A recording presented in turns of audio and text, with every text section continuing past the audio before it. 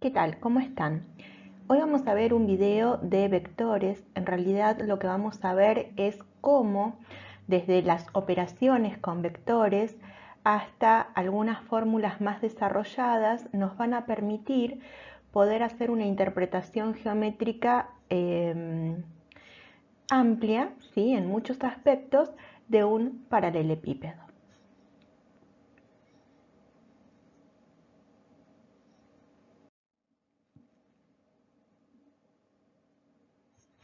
Supongamos que estos son los ejes coordenados cartesianos, que ahí estamos viendo un vector, que lo vamos a llamar U, un segundo vector, que lo vamos a llamar B.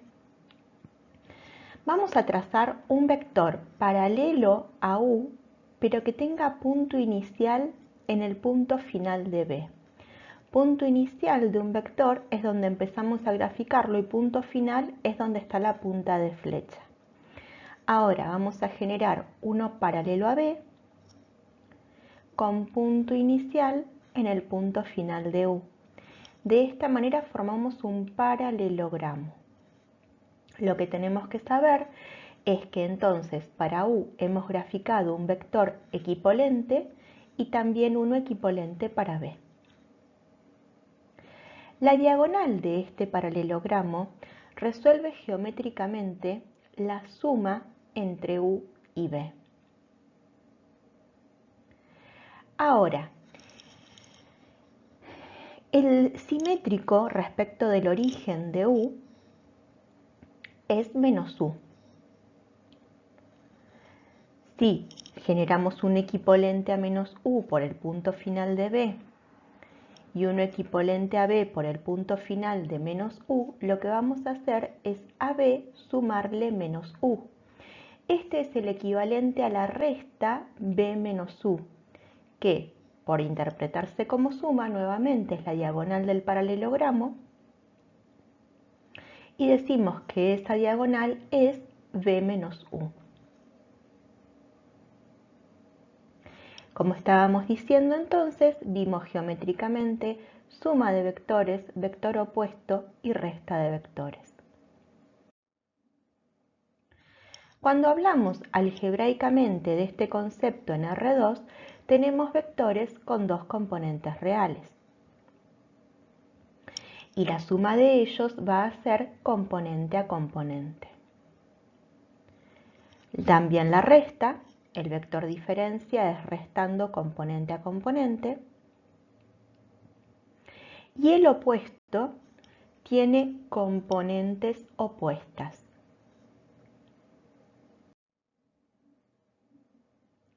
Ahora, estas mismas consideraciones referidas a las operaciones, pero en R3, solamente hay que tener en cuenta que son vectores con tres componentes reales.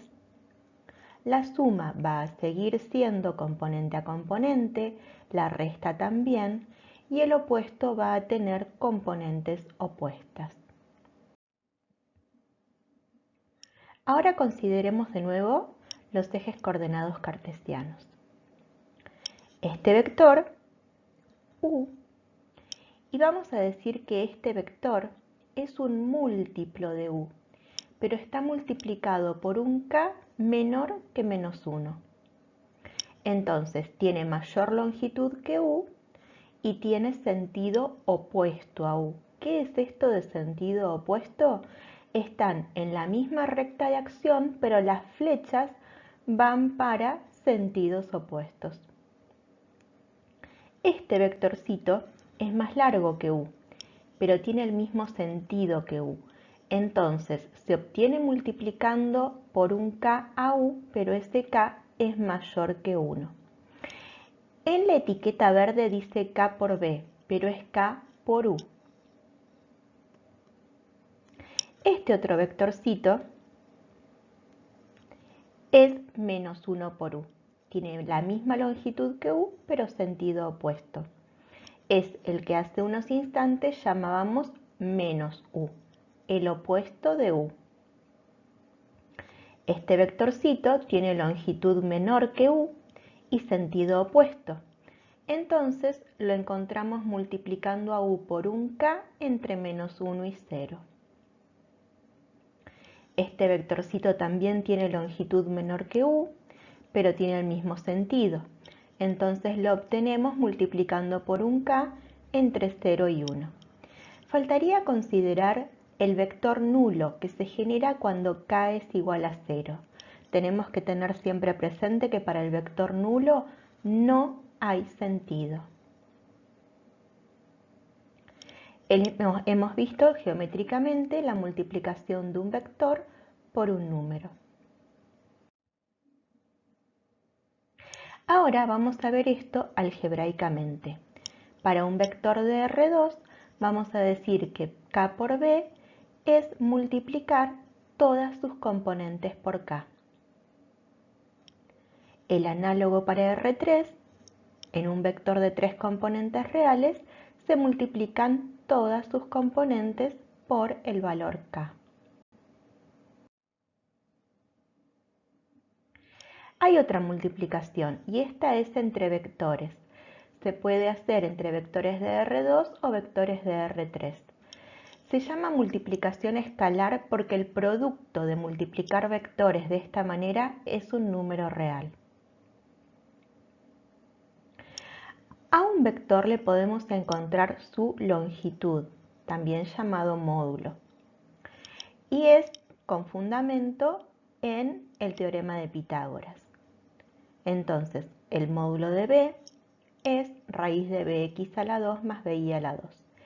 Para un vector en R2 y para un vector en R3, el módulo de b es raíz de bx a la 2 más bi a la 2 más bz a la 2. Entre vectores podemos definir ángulos. Esto a partir de otra forma en que se define la multiplicación escalar, b.u como módulo de b por módulo de u por coseno de tita, despejando tita como el arco coseno de b.u dividido módulo de b por módulo de u. Entonces, de esta manera, considerando que estos son vectores, el menor ángulo entre ellos se encuentra con esta fórmula. Hay otra multiplicación entre vectores, pero estos tienen que ser de R3. Se llama multiplicación vectorial. Esta multiplicación se puede calcular más rápido si tenemos en cuenta este determinante en donde el primer renglón son los versores i, j y k y después van las componentes del primer vector y en el tercer renglón las componentes del segundo vector. En esta multiplicación importa el orden. Esta multiplicación no es conmutativa. Lo que tiene esta multiplicación es una interpretación geométrica. Porque si con la mano derecha vamos del primer vector al segundo vector, es decir, de b a u, vamos a generar entonces con el pulgar hacia arriba o hacia abajo la dirección del producto vectorial b vectorial u. Este producto vectorial es perpendicular tanto a b como a u. También podemos encontrar la proyección de un vector b en la dirección de un vector u. Esta proyección es ortogonal y genera un vector